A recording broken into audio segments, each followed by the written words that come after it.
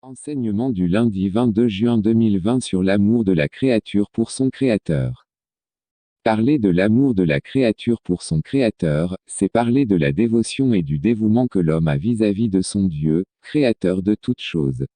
La meilleure définition de l'amour selon la Bible est celle qui donne ses caractéristiques. L'amour est patient, il est plein de bonté, l'amour n'est pas envieux, l'amour ne se vante pas, il ne s'enflamme pas d'orgueil, il ne fait rien de malhonnête, il ne cherche pas son intérêt, il ne s'irrite pas, il ne soupçonne pas le mal, il ne se réjouit pas de l'injustice, mais se réjouit de la vérité, il pardonne tout, il croit tout, il espère tout, il supporte tout. 1 Corinthiens 13, 4-7. Ces précisions terminologiques suscitent quelques interrogations. L'amour existe-t-il? Pourquoi la créature doit-elle aimer son Créateur? Peut-on vraiment aimer le Créateur? Que se passe-t-il si elle tourne le dos au Tout-Puissant? L'amour de l'homme pour son Dieu n'est-il qu'illusion? Doit-on aimer si on est malheureux ou triste? Autant de questions qui vont meubler cette petite réflexion. En tout état de cause, l'amour existe bel et bien, car c'est l'essence même de la création en ce sens que Dieu nous a créés à son image et à sa ressemblance. Dès lors, il ressort que l'amour représente le moteur de la vie, et il se ressent lorsqu'on est en famille, en communauté, avec des amis, à travers la paix, la joie, la sérénité, la bonne humeur. En fait, l'homme qui est une créature de Dieu, n'existe qu'en vertu de l'acte du Créateur.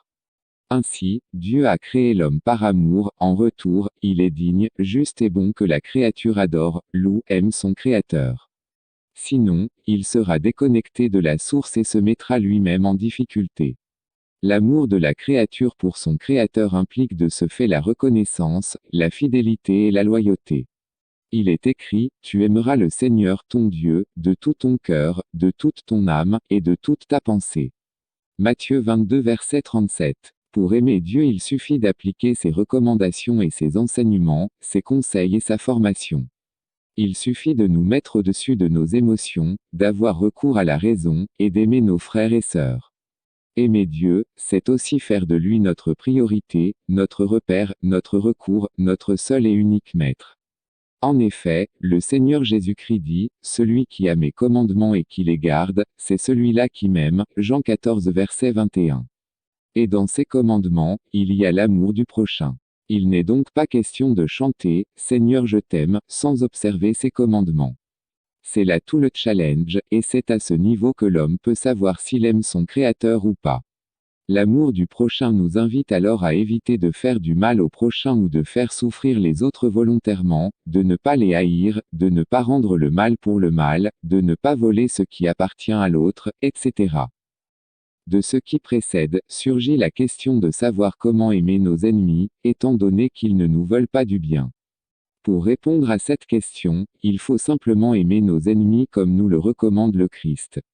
Ce qui ne signifie pas qu'on doit se jeter dans la gueule du loup.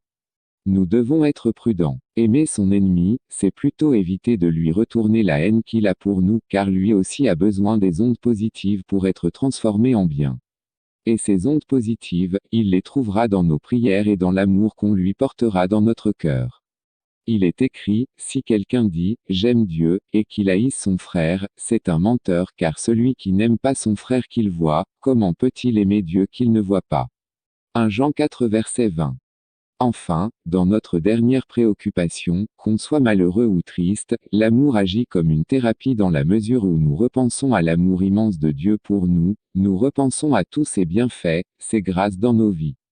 C'est pourquoi il est toujours important d'être dans la joie et la bonne humeur, caractéristiques des habitants du ciel. Loué soit Jésus-Christ. Auteur Adiaba Claude Olivier.